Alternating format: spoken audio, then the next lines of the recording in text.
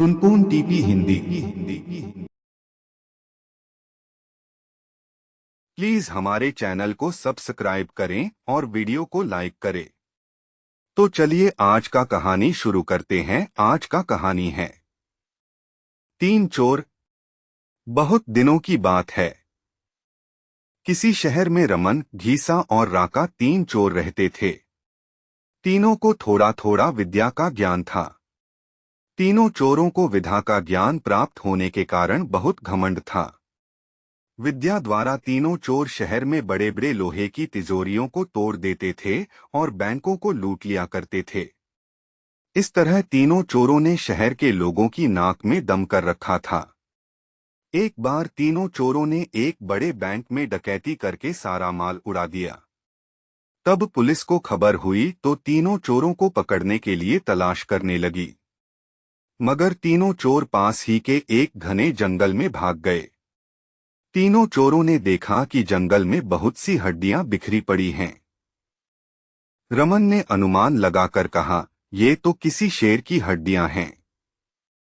मैं चाहूं तो सभी हड्डियों को अपनी विद्या के ज्ञान द्वारा जोड़ सकता हूं। घीसा को भी विद्या का घमंड था, सो वह बोला, अगर ये शेर की हड्डियां हैं तो मैं इनको अपनी विद्या द्वारा शेर की खाल तैयार कर उसमें डाल सकता हूं। रमन और घीसा की बात सुनकर राका का भी घमंड उमड़ पड़ा और उसने कहा, तुम दोनों इतना काम कर सकते हो तो मैं भी अपनी विद्या द्वारा इसमें प्राण डाल सकता हूं।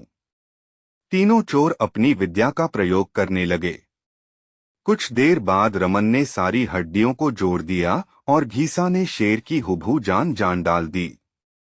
थोड़ी देर में तीनों चोर सामने एक जीवित भयानक शेर को देखकर थरथर कांपने लगे। मगर शेर के पेट में तो एक दाना नहीं था। वह भूख के मारे गरजता हुआ तीनों चोरों पर हमला कर बैठा और मारकर खा गया। शेर मस्त होकर घने जंगल की ओर चल दिया। कहानी से शिक्षा। दोस्तों, इस कहानी से हमें यही शिक्षा मिलती है कि कभी घमंड नहीं करना चाहिए। घमंडी को हमेशा दुख का ही सामना करना पड़ता है। यदि तीनों चोर अपनी विद्या का घमंड न करते तो उन्हें जान से हाथ न धोने पड़ते। हमें अपनी विद्या का प्रयोग सोच समझकर करना चाहिए।